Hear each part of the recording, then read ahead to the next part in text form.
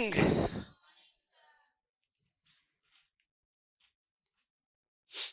चलो स्टार्ट करें। क्या पढ़ना है पता है सबको? आज से हम पढ़ने वाले हैं नया सब्जेक्ट, सबको पता ही है। आज से हम स्टार्ट करेंगे इंडियन हिस्ट्री। ध्यान से थोड़ा सुन लो इसके बारे में, फिर हम पढ़ना स्टार्ट करेंगे। आज से हम पढ़ेंगे इंडियन हिस्ट्री। कोई भी सब्जेक्ट को पढ़ने के पहले उसका इंपॉर्टेंस समझ लेना चाहिए। क्यों पढ़ रहे हैं हम उस सब्जेक्ट को, कैसे पढ़ेंगे, उसमें हमें क्या क्या पढ़ना है, ये बेसिक चीजें अगर आपको समझ आ गया तो कोई भी सब्जेक्ट में पढ़ने में कहीं दिक्कत नहीं होता है। एक बात स्पेशली समझ जाएंगे तभी हम पढ़ें उस सब्जेक्ट को, तब उस सब्जेक्ट को पढ़ने का और पढ़ाने का कोई महत्व रहेगा, औचित्य रहेगा। नहीं तो कोई मतलब नहीं है भाई, पढ़ के खत्म ही कर दें फिर वही मैटर होता है। सर इतिहास याद नहीं होता है। याद करना क्यों है भाई? चीजें समझना है, लिखना है और साथ साथ पढ़ते जाना है, केवल रिवीजन करना है, वो अपने आप याद होता है। याद करना पढ़ना, याद करना नहीं पढ़ना चाहिए। समझ आ रहा है कि नहीं? तो चलो स्टार्ट करते हैं अपन इंडियन हिस्ट्री। और इंडियन हिस्ट्री सबको पता है, मेनली हम यदि भारतीय इतिहास की बात करें 3 पार्ट में डिवाइड करते हैं, एंशिएंट, मेडिवल और मॉडर्न। समझ आया? और इतिहास तो इतिहास ही है, चाहे आप कोई वनडे एग्जाम दो, सीजीपीएससी का हो, व्यापम का हो, इतिहास कहां बदलेगा भाई। अब एकदम जल्दी पढ़ने के चक्कर में खत्म मत कर देना ना, नहीं तो नहीं बनने वाला। जैसे आजकल प्रश्न आता है पेपर में, समझ आ रहा है कि नहीं आ रहा है? सबसे पहले इतिहास में हम क्या क्या पढ़ने वाले हैं थोड़ा बेसिक समझ लेते हैं ना। नहीं तो आप बुक उठा के सीधा पढ़ने जाओगे तो बुक में सीधा आपको समझ आएगा इतिहास, भारतीय इतिहास, इंडियन हिस्ट्री मतलब पता चल रहा है इंडस वैली सिविलाइजेशन, सिंधु घाटी सभ्यता से शुरू करें। ऐसा नहीं होता है भाई। इतिहास पढ़ने के लिए कुछ बेसिक चीजों का जानकारी होना बहुत ही जरूरी है। अगर वो पता है तो पढ़ने में दिक्कत नहीं होगा, और नहीं पता है तो आगे, जैसे मैं वर्ष को दर्शाने के लिए 2 शब्दावली आप सुने होंगे, एक बीसी एक एडी। अब ये क्या होता है यही नहीं पता तो बीसी एडी का कंसेप्ट पहले सीखना पड़ेगा ना। सबसे पहले हम पढ़ने वाले हैं इतिहास, तो क्या क्या पढ़ेंगे देखो इधर ध्यान से। अच्छा, कौन कौन इंग्लिश मीडियम वाले हो? बढ़िया, बधाई हो। चलो देखो इधर, सबसे पहले हम पढ़ेंगे इंडियन हिस्ट्री में इतिहास क्या है। सबसे पहले व्हाट इज हिस्ट्री, इतिहास क्या है पहले समझेंगे भाई। समझ आ रहा है? अगर इतिहास क्या है यही नहीं पता है तो इतिहास पढ़ के भी क्या कर लोगे आप। इसके बाद हम पढ़ेंगे इतिहास के स्रोत। स्रोत को कहा जाता है सोर्सेस ऑफ हिस्ट्री। भाई इतिहास को जानने के या पढ़ने के कौन कौन से स्रोत, कौन कौन से सोर्स हैं हमारे पास, वो समझना पड़ेगा। अगर इतिहास क्या है, सोर्स क्या है समझ आ गया, तब मैं आपको समझा पाऊंगा इतिहास का महत्व। किसका महत्व? इतिहास का महत्व, जिसको हम बोलचाल की भाषा में बोलते हैं इंपॉर्टेंस ऑफ हिस्ट्री। बोलो समझ आया कि नहीं? और इसके बाद लास्ट में आऊंगा जो हमारे मेन काम का है, इतिहास का वर्गीकरण। वर्गीकरण को कहा जाता है क्लासिफिकेशन ऑफ हिस्ट्री। बोलो हाँ कि नहीं? ये 4 बिंदुओं के आधार पर मैं भारतीय इतिहास स्टार्ट करूंगा और इसी को आगे बढ़ाते बढ़ाते अपन धीरे से आगे जाएंगे और पूरा हिस्ट्री अपन फिनिश करेंगे। बोलो हाँ कि नहीं? चलो बताओ कहां से स्टार्ट करूंगा, बोला मैं। बोलो क्या पढ़ने वाले हैं अपन? इतिहास, हिस्ट्री पढ़ने वाले हैं। तो सबसे पहले इतिहास क्या है समझना पड़ेगा।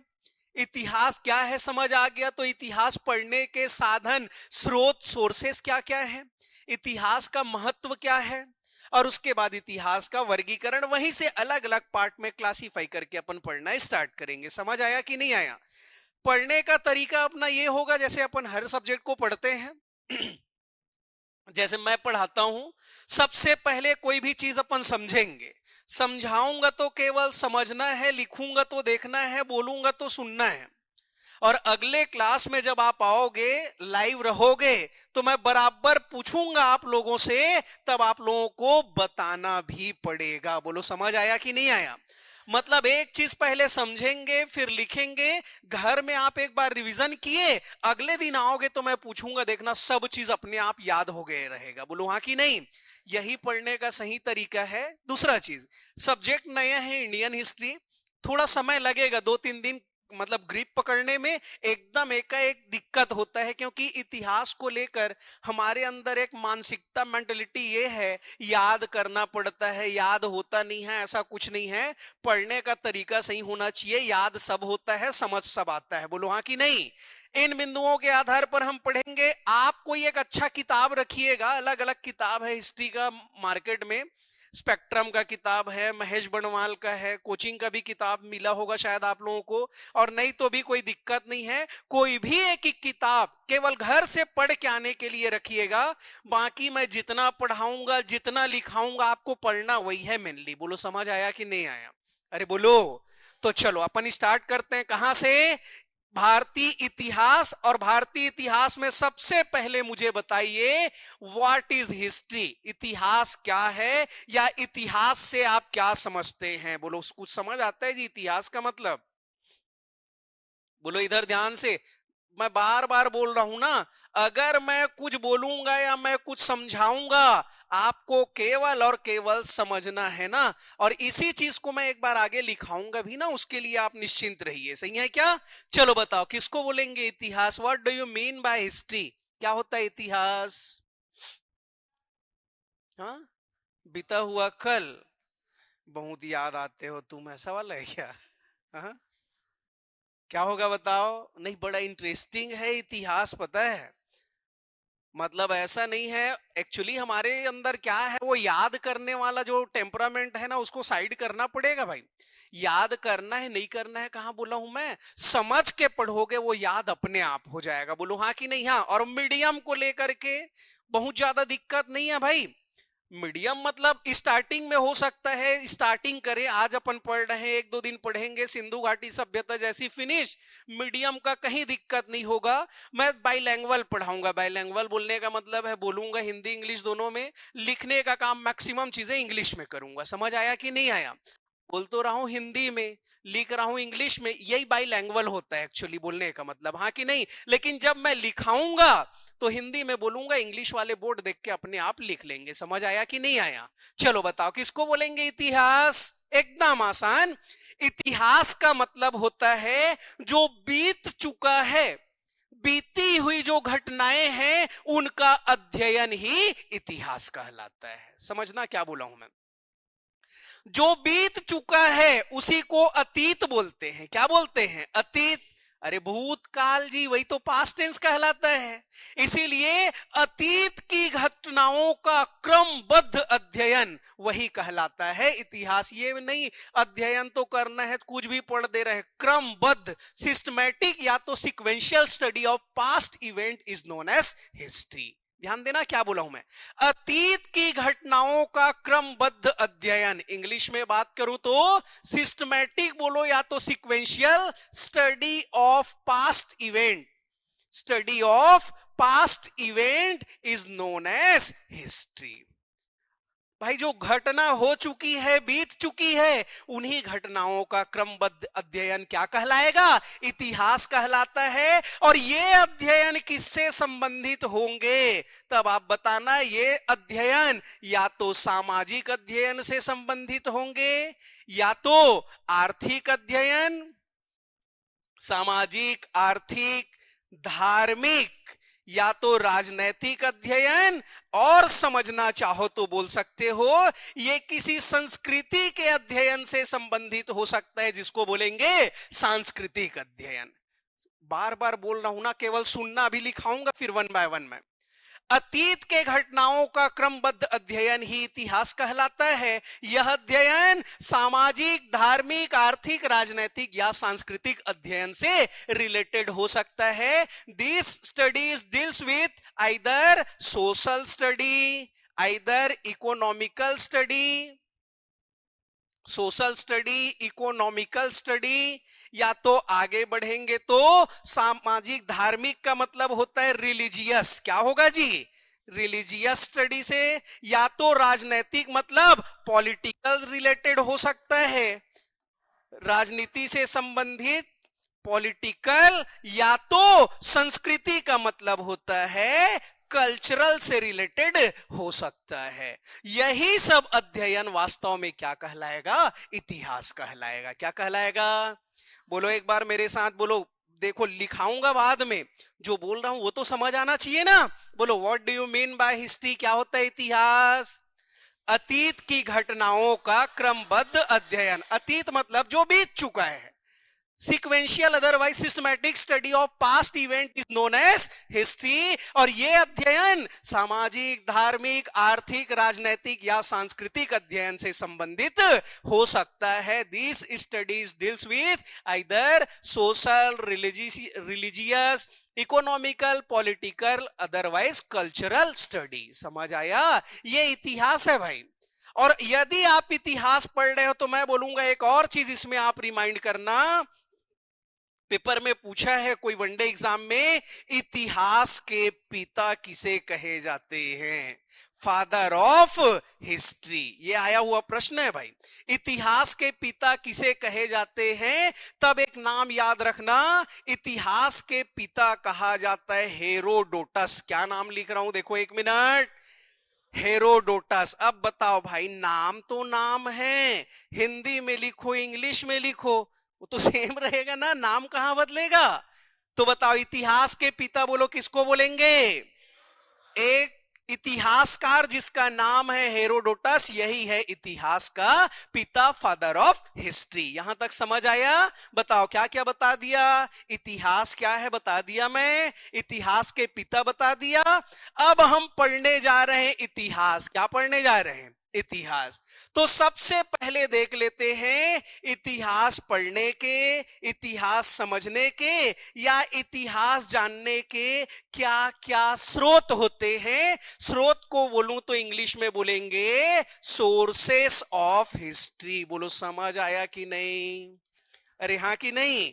तो चलो बताओ भाई। मैं बोला ना, मैं बताऊंगा बाद में, पहले आप लोगों से पूछूंगा ना आप क्या जानते हो, तब मैं बताऊंगा, समझाऊंगा, फिर मैं लिखाऊंगा। समझ आ रहा है नहीं आ रहा है? चलो आज तो पहला दिन है भाई, हमें ये नहीं पता था कि हम क्या पढ़ने वाले हैं। कल से बराबर पता होगा तो पढ़ के आना। मैं मान के चल रहा हूं कि पढ़ के आओगे करके। वैसे आज तक कोई नहीं पढ़ के बुला पाए सर, आप कैसे बुला लोगे? ऐसा है तो देखेंगे अपन उसको आगे। चलो देखो सब इधर, इतिहास पढ़ने के, समझने के, जानने के स्रोत। तो याद रखना, इतिहास समझने के मुख्यतः 3 स्रोत। कितने स्रोत? कितने स्रोत? क्या क्या स्रोत है? एक मिनट ध्यान से समझना ना, हिंदी में लिख रहा हूं पहले। एक को कहा जाता है पुरातात्विक स्रोत। क्या बोलेंगे? यही पुरातात्विक स्रोत को इंग्लिश में कहा जाता है आर्कियोलॉजिकल सोर्सेस। बोलो हाँ कि नहीं? आर्कियोलॉजिकल सोर्सेस, पुरातात्विक स्रोत। पुरातात्विक स्रोत का मतलब होता है जैसे भवन का खुदाई किए, खुदाई के दौरान कहीं से कुछ मिला, वही जो रिमेन्स फाउंड होता है, अवशेष प्राप्त होता है, वही कहलाता है पुरातात्विक स्रोत। इसमें और क्या क्या आएगा डिटेल में जाऊंगा, पहले नाम सुन लो एक बार। एक है पुरातात्विक स्रोत, एक को कहा जाता है भाई साहित्यिक स्रोत, या इसी को कहा जाता है लिखित स्रोत या लिखित साक्ष्य। बोलो हाँ कि नहीं? इंग्लिश में बात करूं तो साहित्य का मतलब लिटरेचर, इसीलिए इसको नाम देंगे लिटरेरी। अदरवाइज लिखित का मतलब होता है रिटन सोर्स या तो रिटन एविडेंस। अब भारतीय इतिहास में आप पढ़े होंगे, अलग अलग शासकों के, अलग अलग राजाओं के शासनकाल में अलग अलग विदेशी यात्री भारत घूमने आते हैं।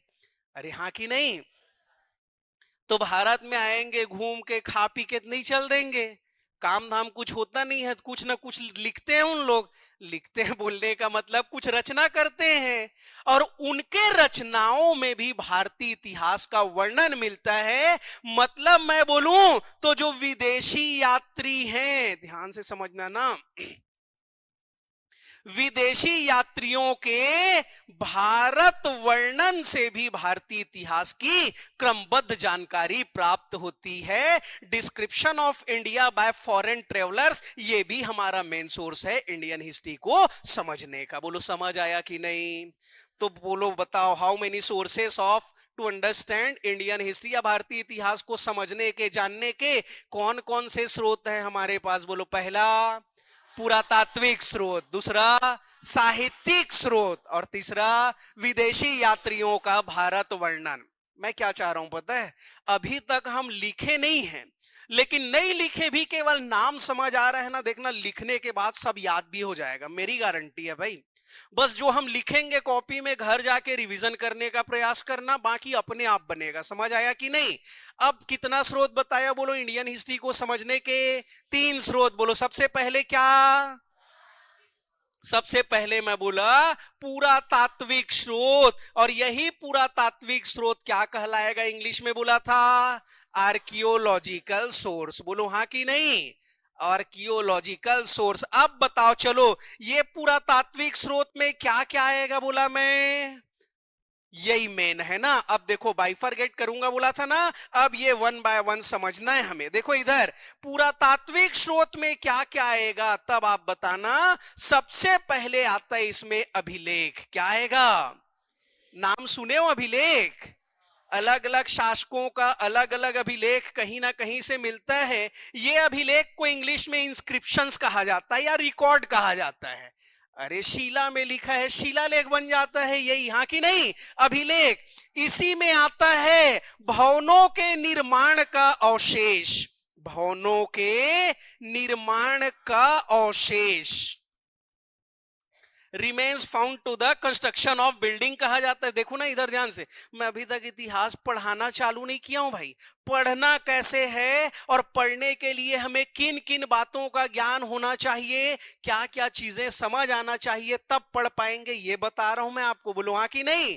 बताओ। इसमें सबसे पहले क्या आएगा? अभिलेख। उसके बाद भवनों के निर्माण का अभिषेक। इसी में आता है सिक्का और मोहर। सिक्का और मोहर, क्वाइन एंड सील्स कहा जाता है जिसको। इसी में आता है क्या? देखो तो चित्रकला, इसी में आता है धातु कला, और इसी में आता है मूर्ति कला के अवशेष। चित्रकला, धातु कला, मूर्ति कला, पेंटिंग आर्ट, मेटल आर्ट, और इसको अपन कुछ भी डिजाइन बना रहे हैं, जस्ट लाइक स्टैचू बनाते हैं ना, वो सब इसी में आएगा। और तो और भाई मिट्टी के जो बर्तन होते हैं, मिट्टी के बर्तन, इनके मिट्टी के बर्तनों के अवशेष ये भी कहां आएंगे? तो इसको शामिल किया जाएगा पुरातात्विक मतलब आर्कियोलॉजिकल सोर्सेस में। बोलो समझ आया कि नहीं? बताओ स्टार्टिंग से बोलो। भारतीय इतिहास को समझने के कितने सोर्स हमारे पास? अरे अच्छे से बोलो, कितने सोर्स? बोलो। नंबर 1 बहुत बढ़िया आर्कियोलॉजिकल, दूसरा साहित्यिक या तो लिखित स्रोत, और तीसरा विदेशी यात्रियों का भारत वर्णन। समझ आया? ये पूरा नाम अभी मिलेगा, जैसे सिंधु घाटी सभ्यता पढ़ाऊंगा तो क्या क्या अभिलेख, क्या क्या भवनों का निर्माण, क्या सिक्का, फारस की सिक्का, बेलनाकार सिक्का सुने हो ना, सब आएगा अभी। तो वहां ये नहीं बताऊंगा मैं आपको, सिक्का बोलूंगा मतलब आपको समझ आना चाहिए कौन सा स्रोत है, ये मुझे बार बार बताना मत पड़े। समझ आया कि नहीं? तो बोलो पुरातात्विक स्रोत में क्या क्या आएगा? सबसे पहले अभिलेख। अभिलेख मतलब इंस्क्रिप्शंस। लाइव वाले भी सुनेंगे, बार बार रिपीट कर रहा हूं, लिखना नहीं है जब तक मैं लिखाऊंगा नहीं, केवल समझना है। बोलो हाँ कि नहीं? अभिलेख, कोई भी पुराना बिल्डिंग है उसको खुदाई किए तो उसका जो रिमेन्स अवशेष मिलेगा किसमें आएगा? पुरातात्विक स्रोत में। इसी में आएगा सिक्का और मोहर, चित्रकला, धातु कला, मूर्ति कला, और तो और मिट्टी के बर्तन भी किसमें आएंगे? तो पुरातात्विक स्रोत। समझ आया सबको? सेकंड की बात करूं तो सेकंड मेरा है साहित्यिक स्रोत या लिखित स्रोत। साहित्यिक स्रोत को कहा जाता है लिटरेरी, और लिखित को कहा जाता है भाई रिटन एविडेंस या रिटन सोर्स। बोलो हाँ कि नहीं? चलो बताओ क्या क्या आएगा इसमें, कौन कौन सा साहित्यों को शामिल किया जाएगा, बता पाओगे क्या? अभी तो पूरा साहित्य पढ़ाऊंगा, और आजकल तो साहित्य के नाम पर आप देखना पूरा दर्शन पूछ रहा है इतिहास में। जैन दर्शन, बौद्ध दर्शन सुने हो क्या? इतिहास के नाम पर पूरा दर्शन आ रहा है भाई। तो याद रखना साहित्यिक स्रोत में सबसे पहले आपको मिलेगा वैदिक साहित्य। कौन सा साहित्य बोला मैं? कौन सा साहित्य? वैदिक साहित्य। हिंदी में लिखूं चलेगा क्या? ये वैदिक साहित्य, इसी को इंग्लिश में वैदिक लिटरेचर बोलेंगे भाई। इसमें जैन धर्म पढ़ेंगे तो हमें मिलेगा जैन साहित्य। क्या मिलेगा? जनरल लिटरेचर है। और इसी में मिलेगा बौद्ध साहित्य। क्या मिलेगा? बुद्धिस्ट लिटरेचर, जिसको नाम देंगे। बोलो हाँ कि नहीं? साहित्यिक स्रोत या लिखित साक्ष्य में यही तीनों मेन है भाई, यही तीनों मेन है। इसको छोड़ के अन्य साहित्य जो किसी धर्म से संबंधित ना हो, जैसे एक नाम सुने हो क्या आप? कौटिल्य सुने हो क्या नाम? कौटिल्य की रचना अर्थशास्त्र सुने हो क्या? ये किसी धर्म से संबंधित नहीं है, ये भी आएगा। ऐसी एक नाम सुने होंगे कालिदास। कौन सा नाम? कालिदास की रचनाएं और बहुत सारी रचनाएं आगे अपन पढ़ेंगे। ये सब कौन सा स्रोत है? साहित्यिक या तो लिखित स्रोत। अब मैं केवल ये बता देता, इतिहास के 3 स्रोत, पुरातात्विक, साहित्यिक और विदेशी यात्रियों का भारत वर्णन। और मुझे यही नहीं पता है पुरातात्विक में क्या क्या आएगा, साहित्यिक में क्या क्या आएगा, तो कहां समझ आता? इसीलिए पहले नाम बताया, उसके बाद अपन तीनों को फॉरगेट कर रहे हैं। बोलो समझ आया कि नहीं? अब इसके बाद एक और नाम बताया था, बोलो क्या नाम था? विदेशी यात्रियों का भारत वर्णन। बोला था नहीं बोला था? इंग्लिश में बोलूंगा तो description of India, India by foreign travellers, bye foreign travellers. अब इसमें क्या क्या नाम, तो ध्यान देना, अभी केवल नाम बस सुनना, ये बिल्कुल याद करने का जरूरत नहीं है। आगे जैसी इतिहास में हम आगे बढ़ेंगे, जैन धर्म पढ़ेंगे, बौद्ध धर्म पढ़ेंगे, मौर्य पढ़ेंगे, मौर्योत्तर पढ़ेंगे, गुप्त पढ़ेंगे, गुप्तोत्तर पढ़ेंगे, ये चीजें अपने आप धीरे धीरे याद होते जाएगा। मैं विदेशी यात्रियों के कुछ नाम बताना चाह रहा हूं आपको, ताकि आगे जब मैं पढ़ाऊंगा तो एकदम सुना सुना मत लगे, थोड़ा सुना सुना लगे। बोलो हाँ कि नहीं? अभी सुन लोगे तब वो ज्यादा अच्छा रहेगा। चलो ध्यान से समझना। सबसे पहले इंडियन हिस्ट्री जब आप पढ़ने जाओगे तो एक विदेशी यात्री का नाम मिलेगा जिसका नाम है मेगास्थनीज। ध्यान से समझना ना, क्या नाम? मेगास्थनीज। मेगास्थनीज कहां से आया था? ये एक यूनानी था। क्या था ये? यूनानी। इंग्लिश में ग्रीक्स कहा जाता है यूनानी को। ये कब आया था भारत? किसके शासनकाल में? रूलर, शासक। तब बताना, ये चंद्रगुप्त मौर्य के शासनकाल में भारत आया था। और इनकी एक फेमस रचना का नाम है इंडिका। क्या नाम?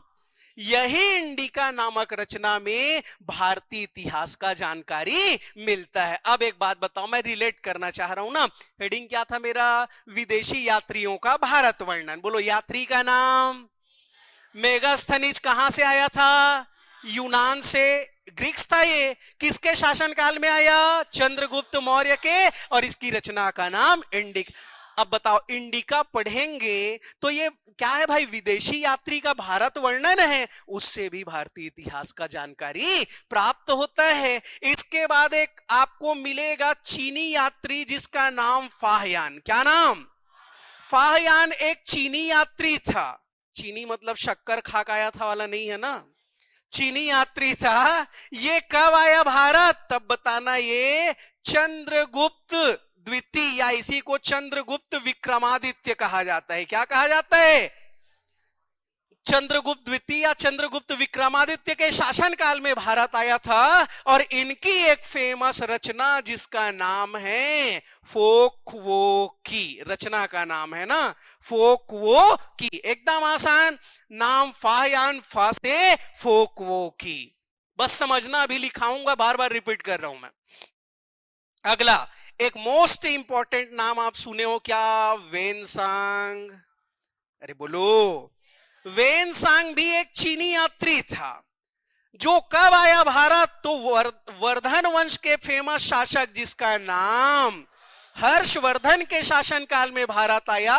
और इनकी एक रचना का नाम क्या? सीयू की। क्या नाम है रचना का? इसमें भारत वर्णन का शानदार उल्लेख है। और तो और छत्तीसगढ़ के कुछ हिस्से का भी इसमें उल्लेख है। सीयू की में किया सलो नाम से उल्लेखित किया है, पढ़ते ना अपन। चलो अब इतिहास तो इतिहास है भाई, इंडियन हिस्ट्री हो, सीजी हिस्ट्री हो, इतिहास तो इतिहास है ना। वैसे ही आप मध्यकालीन इतिहास में आगे बढ़ोगे, आप पढ़ोगे दिल्ली सल्तनत। क्या पढ़ोगे? दिल्ली सल्तनत में एक और नाम पढ़ोगे आप, अलबरूनी। क्या नाम? अलबरूनी, जो अफगान से रिलेटेड। अब ये किसके शासनकाल में भारत आएगा? तब आपको मिलेगा महमूद गजनवी। किसके शासनकाल में? के शासनकाल में भारत आया, और इसने एक रचना लिखा जिसका नाम किताब उल हिंद। क्या नाम? इसी को तारीखे हिंद या तहकीक ए हिंद भी कहा जाता है। अब देखो इधर, मैं ये इसलिए बता रहा हूं ताकि बात हवा हवाई ना लगे। क्या हवा हवाई ना लगे? बोलो एक बार इधर देखो सब, बोलो इंडियन हिस्ट्री को जानने के, पढ़ने के, समझने के कितने तरीके? 3 तरीके, 3 स्रोत। बोलो, पहला पुरातात्विक स्रोत, दूसरा साहित्यिक या लिखित स्रोत, और तीसरा विदेशी यात्रियों का भारत वर्णन। अब देखो, मैं पहले केवल इसीलिए नाम समझो बोला था, और नाम समझ आया तो देखो अब पूरा डिटेल में पढ़ रहे हैं, तब समझ आ रहा है कि नहीं आ रहा है? अभी लिखेंगे ना भाई, देखना, मैं बोला ना, घर से केवल एक किताब पढ़ के बैठना क्लास में, या लाइव अटेंड करोगे फिर भी, अगर एक बार किताब खोल के देख लिए, क्लास में जो पढ़ेंगे वही लिखना है कॉपी में, और वही पढ़ना है, देखना कैसे याद होता है कि नहीं होता है, और पेपर में आने वाला प्रश्न हमसे बनता है कि नहीं, वो अपने आप समझ आ जाएगा। बोलो हाँ कि नहीं? क्लियर है यहां तक? बताओ क्या क्या बता दिया अभी तक आप लोगों को मैं? इतिहास क्या है, इतिहास के स्रोत, इतिहास के पिता, यहां तक बता दिया। अब एक चीज और लगे हाथ समझ लेते हैं, इतिहास का महत्व। फिर यहां तक एक बार लिखेंगे तब आगे बढ़ेंगे। बोलो हाँ कि नहीं? तो चलो अब मैं आपको समझाने जा रहा हूं इतिहास का महत्व। महत्व का मतलब importance of history. Importance of history, इतिहास का महत्व। बोलो क्या है भाई इतिहास का महत्व, या इतिहास से हमें क्या क्या जानने या सीखने को मिलता है? बोलो एक बार जल्दी से। अभी तो बोला था, किसको बोलेंगे इतिहास? बोलो जल्दी। हाँ हाँ, अतीत की घटनाओं का क्रमबद्ध अध्ययन। अब अतीत की घटना कौन सा काल? भूतकाल। जो चल रहा है वर्तमान काल, जो आएगा। इतिहास का महत्व हमें तीनों काल में देखने को मिलेगा। कैसे तीनों काल बोल रहा हूं? देखो इधर, सबसे पहले हम बात करेंगे पास्ट। पास्ट मतलब भूतकाल। उसके बाद बात करेंगे प्रेजेंट। प्रेजेंट मतलब क्या बोलेंगे? वर्तमान। और उसके बाद बात करेंगे भविष्य मतलब फ्यूचर। अतीत की घटनाओं का क्रमबद्ध अध्ययन मतलब इसमें हमें समझ आएगा भाई, जो हमारे पहले के शासक थे उन लोगों से संबंधित कोई भी घटना है, वो कैसे सफल हुए, सफलता और उनकी असफलता, ये सब के बारे में हम पढ़ेंगे। तो भाई उससे सीखने मिलेगा कि नहीं मिलेगा? इतिहास से हमें अतीत की घटनाओं, सफलताओं और असफलताओं से सीखने में मदद मिलती है। सीखने में मदद मिलती है ताकि हम प्रेजेंट मतलब वर्तमान को अच्छे से या अच्छे ढंग से समझ सकें। और वर्तमान को अच्छे से समझ गए हैं, भूतकाल से हम सीख ले चुके हैं, तभी हम भविष्य के लिए अच्छा निर्णय ले पाएंगे, अच्छा निर्णय ले सकते हैं। बोलो समझ आया कि नहीं आया? अरे हाँ कि नहीं? भाई इतिहास का महत्व मतलब आज अभी के बारे में बता दूं ऐसा नहीं है, तीनों से रिलेटेड है ये।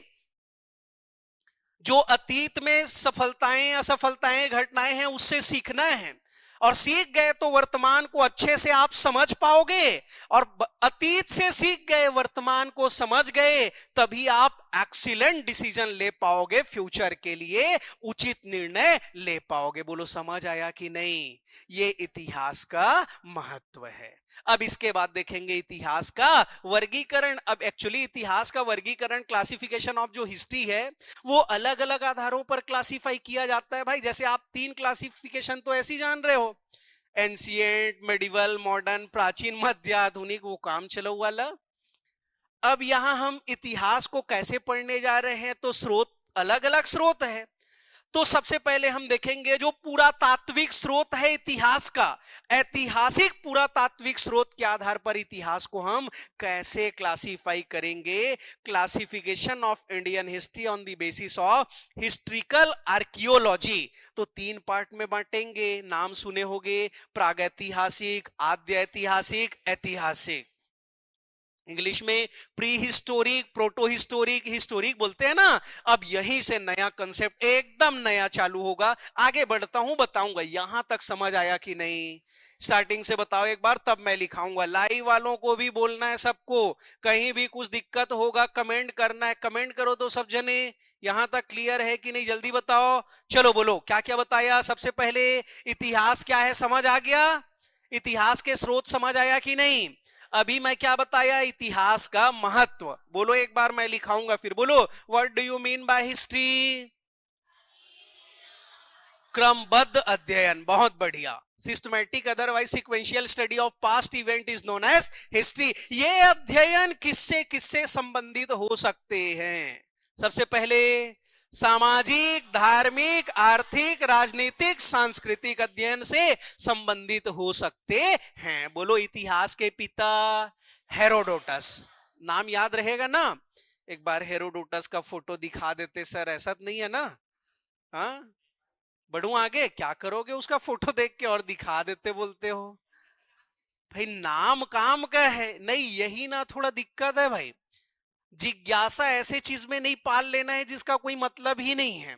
पता चल रहा है सपना में हेरोडोटस आ रहा है, याद कर रहा था मेरे को करके, वो नौबत मत आए समझना।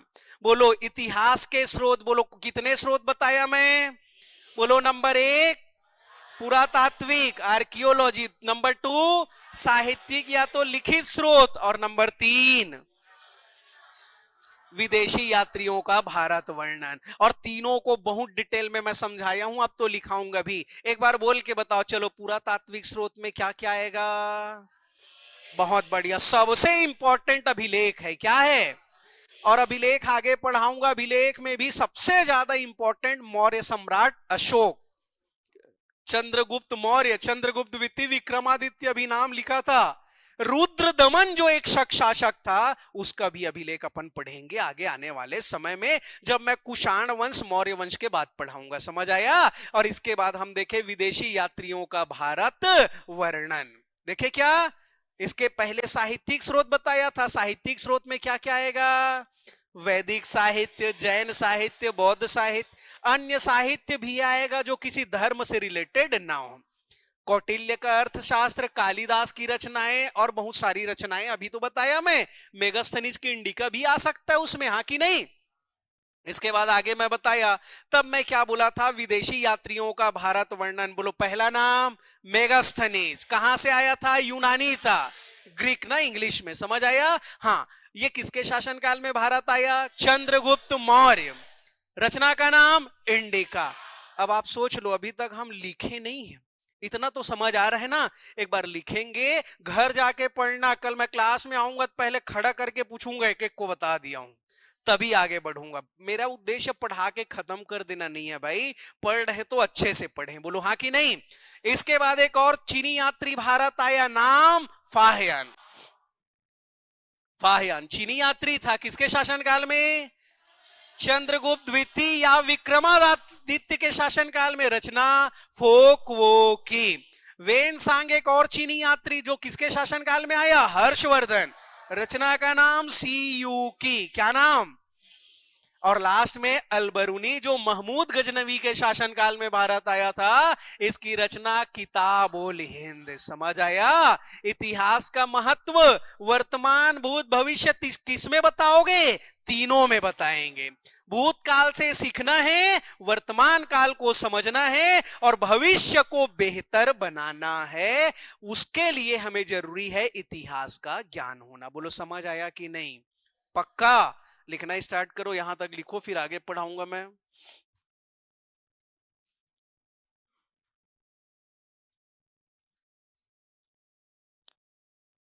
लिखो अतीत, परिभाषा लिख लो ना इतिहास का। परिभाषा नोट्स बनाना है भाई अलग से ना। अतीत की घटनाओं का क्रमबद्ध अध्ययन ही इतिहास कहलाता है। अतीत की घटनाओं का क्रमबद्ध अध्ययन ही इतिहास कहलाता है। Systematic study of past event is known as history. इतिहास कहलाता है यह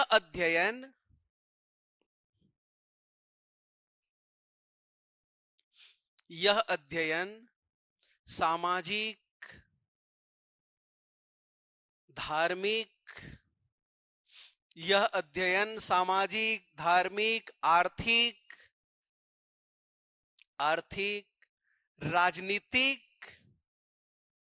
राजनीतिक या सांस्कृतिक अध्ययन से संबंधित हो सकते हैं, या सांस्कृतिक अध्ययन से संबंधित हो सकते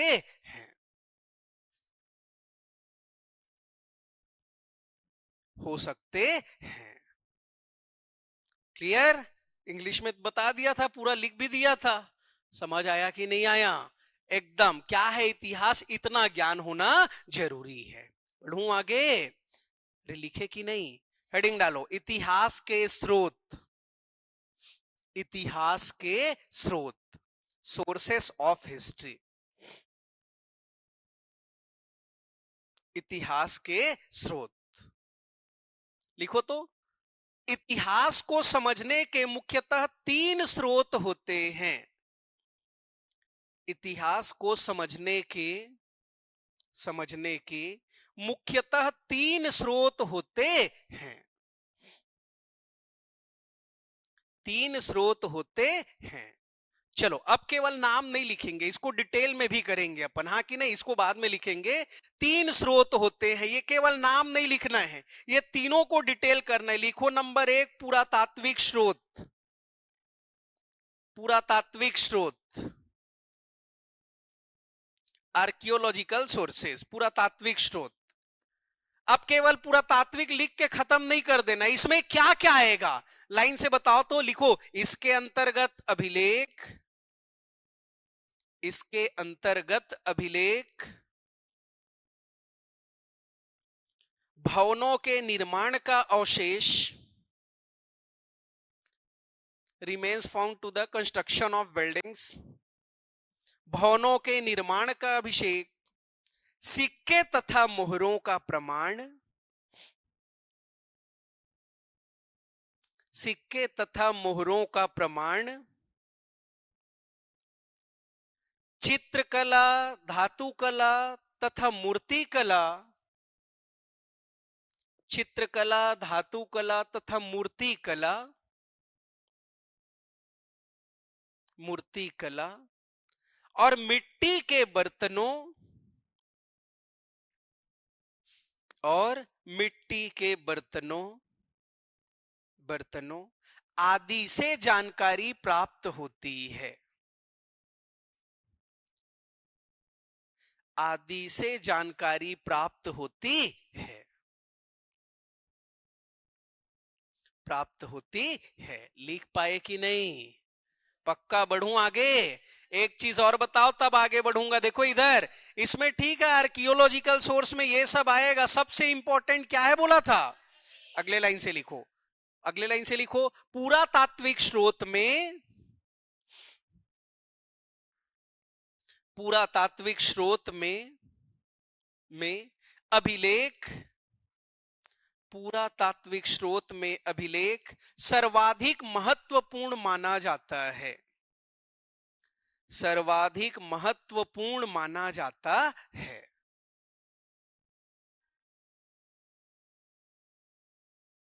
Inscriptions is considered as a most important in archaeological sources। हो गया लिखे सब? चलो बताओ सेकंड पॉइंट लिखो, क्या था बोला था? जल्दी लिखो, साहित्यिक या लिखित स्रोत, साहित्यिक या लिखित स्रोत, literary otherwise written evidence, otherwise source बोल लो, एक ही है।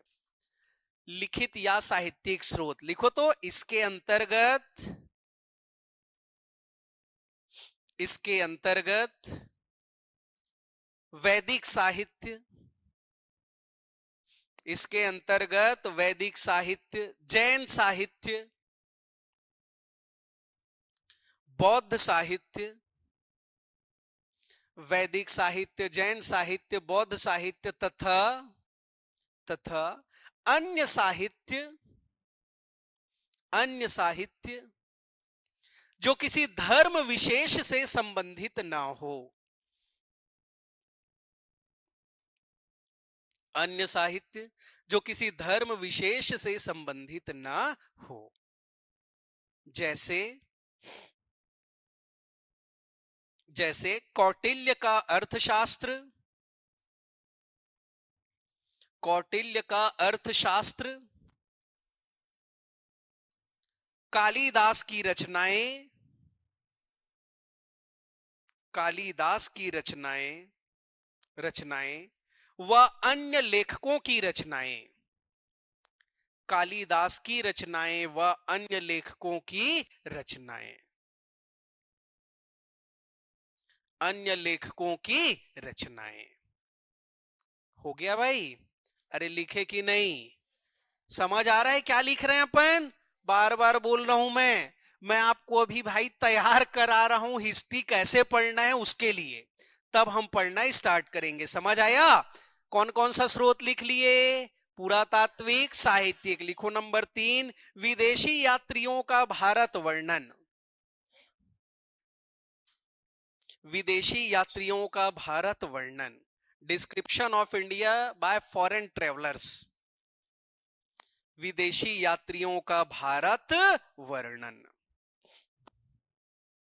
बोलूं? चलो लिखना स्टार्ट करो, तो लाइन से लिखना, मैं बोलते जा रहा हूं। लिखो मेगास्थनीज, मेगास्थनीज जो एक यूनानी था, मेगास्थनीज जो एक यूनानी यात्री था,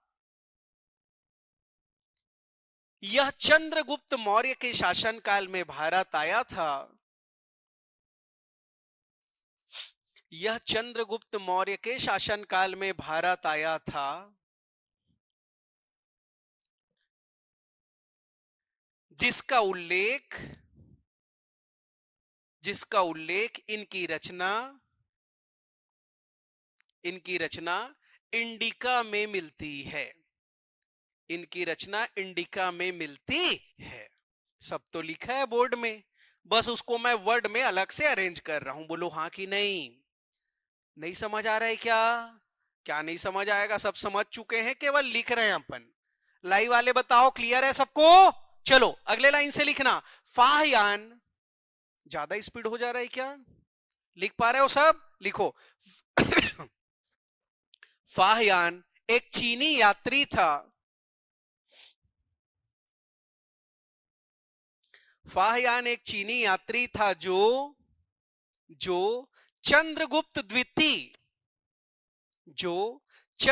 द्वितीय या विक्रमादित्य के शासनकाल में भारत आया था, चंद्रगुप्त द्वितीय या विक्रमादित्य के शासनकाल में भारत आया था। इनकी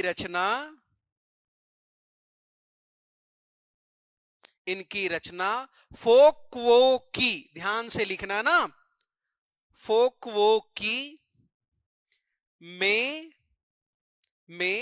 भारतीय इतिहास का वर्णन मिलता है, भारतीय इतिहास का वर्णन मिलता है।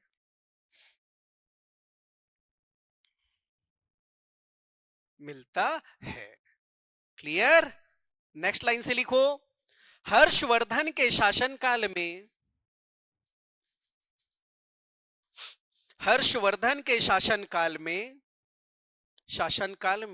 एक और चीनी यात्री, हर्षवर्धन के शासनकाल में एक और चीनी यात्री वेनसांग, आगे और डिटेल में बताऊंगा इसके बारे में। यात्रियों का राजकुमार कहा जाता है इसको, इसका रियल नेम युआन चुंग ऐसे नाम है इसका, आगे पढ़ेंगे। अभी आप केवल वेनसांग याद रखेंगे। समझ आया? लिखो क्या लिख रहे थे? हर्षवर्धन के शासनकाल में एक और चीनी यात्री वेनसांग ने भारत की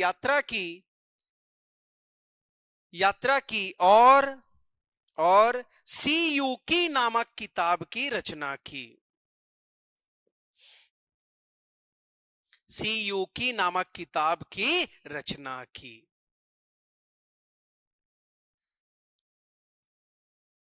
बढ़ूं आगे, लास्ट पॉइंट लिखना तो। अलबरूनी जो महमूद गजनवी के समय भारत आया था, अलबरूनी जो महमूद गजनवी के समय भारत आया था, इनकी रचना किताब उल हिंद से भी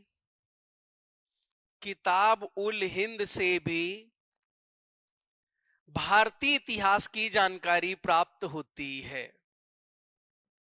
किताब उल हिंद लिखा है ना, इंग्लिश में भी सेम है भाई, नाम कहां बदलेगा, हिंदी हो इंग्लिश हो।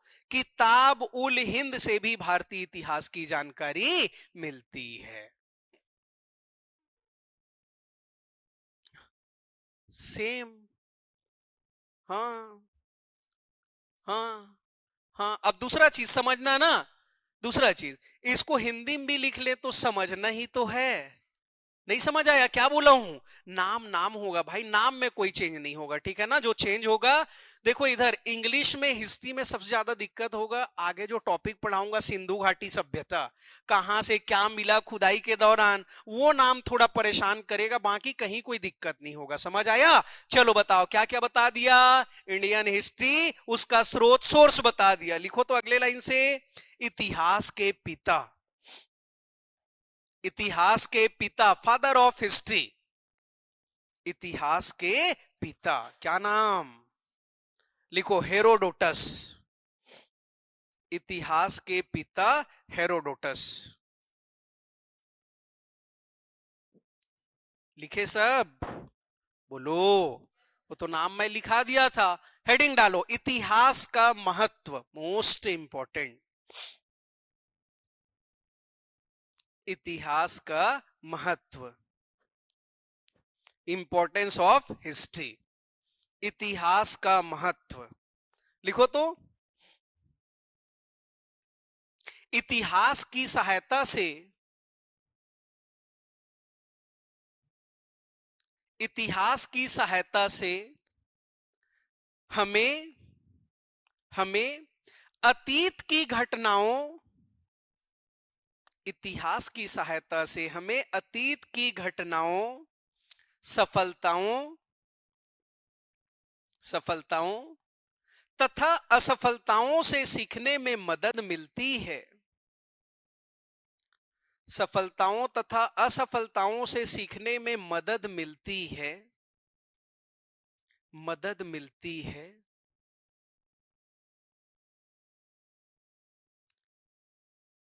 ताकि वर्तमान को हम बेहतर ढंग से समझ सकें, ताकि वर्तमान को हम बेहतर ढंग से समझ सके और भविष्य के लिए उचित निर्णय ले सकें, और भविष्य के लिए उचित निर्णय ले सके, एप्रोप्रिएट डिसीजन ले सके। ये इतिहास का महत्व। समझ आया कि नहीं? अरे बोलोगे? नहीं समझ आ रहा है क्या? अभी तक मैं पढ़ाना चालू नहीं किया हूं, अब आऊंगा इतिहास पढ़ाने में। क्या क्या पढ़ना है ये बता रहा था, हाँ कि नहीं? चलो अब आते हैं अपन इतिहास, आगे पढ़ने जाएंगे। सुन लो एक मिनट। अब यदि इतिहास पढ़ना है तो समय का निर्धारण कैसे करोगे? समय का निर्धारण लिखो, काल निर्धारण, काल निर्धारण, टाइम कैसे आइडेंटिफाई करोगे, टाइम आइडेंटिफिकेशन। चलो बताओ, इतिहास में समय को दर्शाने के लिए दो महत्वपूर्ण शब्दों का प्रयोग किया जाता है भाई। देखो सब इधर ध्यान से, दो महत्वपूर्ण शब्दों का प्रयोग बोला हूं ना मैं, और ये दोनों शब्द कौन कौन सा है, चलो देखो एक मिनट इधर सब, देखो इधर। एक को कहा जाता है ईसवी, क्या बोलते हैं, और एक को कहा जाता है ईसा पूर्व, क्या कहा जाता है, क्या क्या है समझना ना दोनों। ईसवी को शॉर्ट में इंग्लिश में एडी बोलेंगे, क्या बोलेंगे, और ईसा पूर्व को शॉर्ट में बीसी, बिफोर क्राइस्ट, ये एनो डोमिनो कहा जाता है, जिसको अपन अब कैसे समझते हैं दोनों को, देखो इधर ध्यान से। अगर मैं बात करूं ईसा का जन्म, देखो इधर ध्यान से, ईसा का जन्म, मान लो इसको 0 ले लिया, क्या ले लिया, समझना ना, ये नहीं समझ आएगा तो आगे कहीं नहीं समझ पाओगे आप। ईसा के जन्म को 0 ले लिया रिफरेंस, इसके बाद आगे बढ़ूंगा तो क्या मिलेगा मुझे, पॉजिटिव, जैसे 1 2 3 4 5, ये 0 के बाद है मतलब धनात्मक होगा, पॉजिटिव, यही ईसवी है, एडी है। और ईसा के जन्म के पहले इधर जाऊं तो क्या मिलेगा, निगेटिव, -1 -2 -3 -4 -5, ये सब होगा ईसा पूर्व, इसी को बोलेंगे बीसी। मैं ये बताना चाह रहा हूं, जब भी मैं एडी बोलूंगा तब आपको समझ आना चाहिए हम ईसवी की बात कर रहे हैं, पॉजिटिव में है, और बीसी बोलूंगा मतलब वो निगेटिव है। बोलो समझ आया कि नहीं, हाँ कि नहीं। क्या हेडिंग डाले थे, काल निर्धारण, ऐसीज बनाओ ना कॉपी में, समझ आ जाएगा, देख के जल्दी बनाओ बनाओ। लाइव वाले बताओ भाई समझ आ रहा है कि नहीं आ रहा है आप लोगों को, कमेंट करो सब एक बार, कि सुनाई ही नहीं दे रहा है आप लोगों को, कमेंट करो सब एक बार जल्दी से।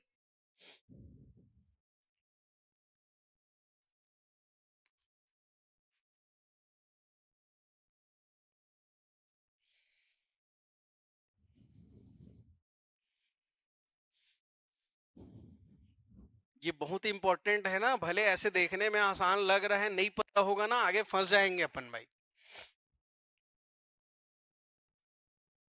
बार बार रिपीट कर रहा हूं, ये एक बार समझा दिया, अब आगे कोई पूछना मत सर ये बीसी क्या है करके, फिर बताऊंगा अच्छे से मैं। समझ आया कि नहीं। इसीलिए पूरा तात्विक स्रोत क्या है, लिखित स्रोत क्या है, विदेशी यात्रियों का भारत वर्णन, सब एक साथ में क्लियर कर दे रहा हूं।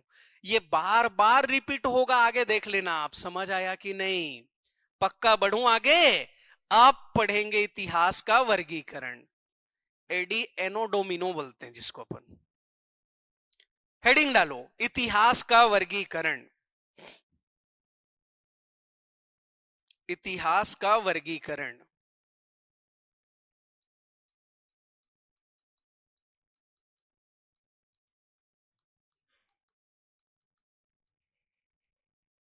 इतिहास का वर्गीकरण, क्लासिफिकेशन ऑफ हिस्ट्री। चलो अब कैसे क्लासिफाई करोगे, तो बताओ। इतिहास जानने का स्रोत, पहला स्रोत क्या बताया था मैं, पुरातात्विक स्रोत, और वही पुरातात्विक स्रोत के आधार पर हम बांटेंगे इतिहास को। बोलो हाँ कि नहीं, एक लाइन लिखो तो, एक लाइन लिखो। ऐतिहासिक पुरातात्विक स्रोत के आधार पर, ऐतिहासिक पुरातात्विक स्रोत के आधार पर इतिहास को 3 भागों में वर्गीकृत किया गया है। ऐतिहासिक पुरातात्विक स्रोत के आधार पर इतिहास को 3 भागों में वर्गीकृत किया गया है। वर्गीकृत किया गया है, बस इतना ही लिखना है, आगे कुछ भी नहीं लिखना है आप लोगों को, जब तक मैं नहीं लिखने बोलूंगा। 3 भागों में वर्गीकृत किया गया है। बोलो लिखे कि नहीं लिखे, बढ़ूं आगे। चलो सब देखो इधर ध्यान से, क्या क्या बताने वाला हूं समझना ना। देखो सब इधर ध्यान से, कितने भाग में बांटने वाला हूं इतिहास को मैं, कितने भाग में, 3 भाग। चलो तीनों क्या क्या है देखो। बोलो पहले तो नाम बताओ, किसके आधार पर क्लासिफाई कर रहा हूं मैं, पुरातात्विक स्रोतों के आधार पर। तीन भाग में। पहला नाम देखो इधर, हिंदी में लिखूं नाम, देखो इधर ध्यान से। एक है प्राक धन ऐतिहासिक, प्राक धन ऐतिहासिक, और ये काल, इसी को प्रागैतिहासिक काल बोलते हैं। क्या बोलते हैं? प्रागैतिहासिक काल। एक पेपर में पूछा है सिंधु घाटी सभ्यता कौन से ऐतिहासिक काल से संबंधित है, ये आया हुआ प्रश्न है। तब एक नाम पढ़ेंगे आद्य ऐतिहासिक काल, और तीसरा नाम पढ़ेंगे हम ऐतिहासिक काल। क्या नाम? ऐतिहासिक काल। चलो देखो इधर ध्यान से। प्राक धन ऐतिहासिक, एक्चुअली प्राक मतलब पत्थर होता है। क्या होता है? पत्थर। इसीलिए प्रागैतिहासिक काल, इसको इंग्लिश में बोलेंगे प्री हिस्टोरिक एज। क्या बोलेंगे? Prehistoric age. आद्य ऐतिहासिक काल, इसको इंग्लिश में बोलेंगे प्रोटो हिस्टोरिक एज। क्या बोलेंगे? Protohistoric age. ऐतिहासिक काल यही कहलाएगा शॉर्ट में हिस्टोरिक एज। बोलो समझ आया कि नहीं आया? आया कि नहीं आया? किसके आधार पर? ऐतिहासिक पुरातात्विक साक्ष्यों के आधार पर, प्रमाणों के या स्रोत के आधार पर। तीन पार्ट बोलो। हिंदी में पहला नाम प्रागैतिहासिक, दूसरा आद्य ऐतिहासिक, तीसरा नाम, बहुत बढ़िया। इंग्लिश में क्या बोला? Pre historic, proto historic, historic. समझ आया? अब बोलो प्रागैतिहासिक। प्राक मतलब क्या बोला था? पत्थर। क्या होगा? अब समझना ना, ये तीनों को कैसे क्लासिफाई कर रहा हूं, ध्यान से समझना, ध्यान से ना, बार बार रिपीट कर रहा हूं मैं। देखो इधर किसके आधार पर बांट रहा हूं इसको मैं? पुरातात्विक। तो यहां अपन देखेंगे पुरातात्विक स्रोत मिलेगा कि नहीं मिलेगा। बोलो हां कि नहीं? Archaeological source. अब बताओ, ये नाम अगर वहां नहीं बताया होता तो यहां कहां समझ आता भाई? समझ आ रहा है कि नहीं? यही कारण है मैं स्रोत को आपको अलग से बताया हूं। और इसके बाद यही अपन एक चीज और देख लेंगे, लिखित स्रोत या लिखित साक्ष्य है कि नहीं है। बोलो समझ आया कि नहीं? देखो 1 मिनट में ना तीनों को समझा दे रहा हूं आपको मैं, ध्यान से समझना ना। केवल प्रागैतिहासिक काल, पहले इसकी बात कर रहा हूं, फिर यहां आऊंगा, फिर यहां जाऊंगा। लाइन से समझना ना। देखो इधर क्या बोल रहा हूं, प्रागैतिहासिक काल वो काल है जिसमें पुरातात्विक स्रोत तो मिलेगा लेकिन लिखित साक्ष्य, रिटन एविडेंस नहीं मिलेगा। वह काल जिसमें आर्कियोलॉजिकल एविडेंस मिलेगा लेकिन रिटन एविडेंस नहीं मिलेगा, वही काल कहलाता है प्रागैतिहासिक काल। और यह प्रागैतिहासिक काल, प्राक मतलब पत्थर, इसी को हम बोलेंगे पाषाण काल। कौन सा काल? इसको इंग्लिश में कहा जाता है भाई स्टोन एज। क्या बोलेंगे? नहीं समझ आया? स्टार्टिंग से बोलो। क्या बोला मैं? इतिहास को कितने भाग में बांटे? कितने भाग में? बोलो। नंबर 1 प्रागैतिहासिक काल। बोलो इसमें पुरातात्विक स्रोत मिलेगा कि नहीं? लिखित स्रोत। और इसमें इसी प्रागैतिहासिक को और क्या काल बोलेंगे? पाषाण काल, स्टोन एज। समझ आया? आगे आद्य ऐतिहासिक काल, वह काल जिसमें पुरातात्विक स्रोत मिलेगा, लिखित स्रोत भी मिलेगा, लेकिन इसे पढ़ा नहीं जा सकता। पढ़ा नहीं जा सकता, नॉट रीडेबल। समझना, दोनों है भाई, पुरातात्विक भी, साहित्यिक स्रोत भी है, लिखित साक्ष्य भी है, लेकिन हम इसको पढ़ पाएंगे क्या? यही कारण है सिंधु सभ्यता के लोग पढ़ना लिखना जानते थे। मिलेगा आपको पढ़ने में, क्या लिखते थे आज तक कोई पढ़ नहीं पाया है। मैं ये बताना चाह रहा हूं, आद्य ऐतिहासिक काल में आएगा सिंधु घाटी सभ्यता, इंडस वैली सिविलाइजेशन। बोलो समझ आया कि नहीं? पेपर चेक करना आया है। सिंधु घाटी की सभ्यता कौन से युग से संबंधित है, क्या बताओगे? समझ आ रहा है? अब आगे मैं पढ़ाऊंगा आपको स्टोन एज, पाषाण काल। यही नहीं पता है कहां पढ़ पाओगे भाई? सिंधु घाटी की सभ्यता में ये नहीं पता है कहां पढ़ पाओगे? और आगे जब मैं ऐतिहासिक काल, हिस्टोरिक एज बताऊंगा, इसमें पुरातात्विक स्रोत भी मिलेगा, साहित्यिक स्रोत भी मिलेगा, और इसको पढ़ा भी जा सकता है, ये रीडेबल है। बोलो समझ आया कि नहीं? आया कि नहीं? और इसमें क्या आएगा? तो इसमें आएगा वैदिक काल, वैदिक एज से लेकर के 1947 तक बोलो या तो वर्तमान तक भी बोलोगे चलेगा। अरे आज के डेट में भी कुछ मिलेगा तो उसको पढ़ पाएंगे कि नहीं? समझ आ रहा है ना? अरे वैदिक काल मतलब ऋग्वेद, सामवेद, यजुर्वेद से लेकर के 15 अगस्त 1947 बोलो या तो आज तक बोलो, इसी में आएगा। बोलो समझ आया कि नहीं? क्लियर है कि नहीं? बोलो किसके आधार पर बांटा हूं मैं इसको? ऐतिहासिक पुरातात्विक प्रमाणों के आधार पर, स्रोतों के आधार पर। बोलो इतिहास को मैं कितने पार्ट में क्लासिफाई किया? How many parts classify in Indian history? कितने पार्ट में? 3 पार्ट। बोलो पहला प्रागैतिहासिक, प्री हिस्टोरिक, दूसरा आद्य ऐतिहासिक, प्रोटो हिस्टोरिक, और तीसरा ऐतिहासिक मतलब हिस्टोरिक। बोलो हाँ कि नहीं? पक्का? बोलो प्रागैतिहासिक काल, बोलो कौन सा स्रोत मिलेगा? पुरातात्विक। और साहित्यिक स्रोत? और क्या बोलेंगे इसी को? पाषाण काल। कौन सा काल? बहुत बढ़िया। अब आते हैं आद्य ऐतिहासिक काल। इसमें पुरातात्विक स्रोत मिलेगा, लिखित स्रोत, स्रोत या साक्ष्य मिलेगा, लेकिन पढ़ा नहीं जा सकता। इसको क्या बोलेंगे? सिंधु घाटी की सभ्यता, इंडस वैली सिविलाइजेशन। समझ आया? वह काल जिसमें पुरातात्विक और लिखित दोनों साक्ष्य मिले और जिसे पढ़ा भी जा सके, वो है ऐतिहासिक।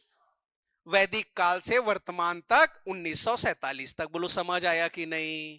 बोलो पक्का? अब 1 बाय 1 पढ़ेंगे। सबसे पहले हम पढ़ेंगे पाषाण काल। क्या पढ़ेंगे? और इसको भी 3 पार्ट में बांटेंगे, पूर्व पाषाण काल, मध्य पाषाण काल, नव पाषाण काल। समझ आया? अब यहां से कंटिन्यू प्रश्न आए हैं ना भाई पेपर में। समझ आया कि नहीं? अब क्या क्या पढ़ना है, जैसे एक बेसिक वो बता दे रहा हूं ना। पूर्व पाषाण काल, तो पूर्व पाषाण काल इंग्लिश में बोलेंगे तो ये पैलियोलिथिक एज कहा जाता है। मध्य पाषाण काल मिजोलिथिक, नव पाषाण काल नियोलिथिक, अलग अलग नाम है। अब पूर्व पाषाण काल में लोग कहां निवास करते थे, क्या क्या खाते थे, फूड एंड लाइफस्टाइल क्या था उनका, और वहां का एविडेंस, साक्ष्य कहां कहां से मिला है। ऐसी क्वेश्चन पूछता है भाई। पूर्व पाषाण काल के साक्ष्य कहां से प्राप्त हुए हैं, या तो नाम लिख देगा, कहां से वृक्षारोपण के प्रमाण मिले हैं, कहां से एनिमल हस्बेंड्री पशुपालन के प्रमाण, कहां से शवधान मिला है। ऐसा टाइप का प्रश्न आता है। समझ आ रहा है कि नहीं? अब मैं कल पढ़ाऊंगा पाषाण काल। अब आपको यही नहीं पता है भाई पाषाण काल क्या है, तो पढ़ पाओगे क्या? पाषाण काल मतलब एकदम क्लियर, इसमें पुरातात्विक स्रोत मिलेगा, साहित्यिक या लिखित स्रोत, ये है पाषाण काल। बोलो हाँ कि नहीं? पाषाण का मतलब, प्राक मतलब पत्थर, इसमें पत्थर के औजारों का प्रयोग किया जाता था, इसीलिए नाम पड़ेगा पाषाण काल। समझ आया कि नहीं? अरे बोलो पक्का? इसको ऐसी लिखोगे समझ आ जाएगा क्या? जल्दी बनाओ, जल्दी जल्दी बनाइए।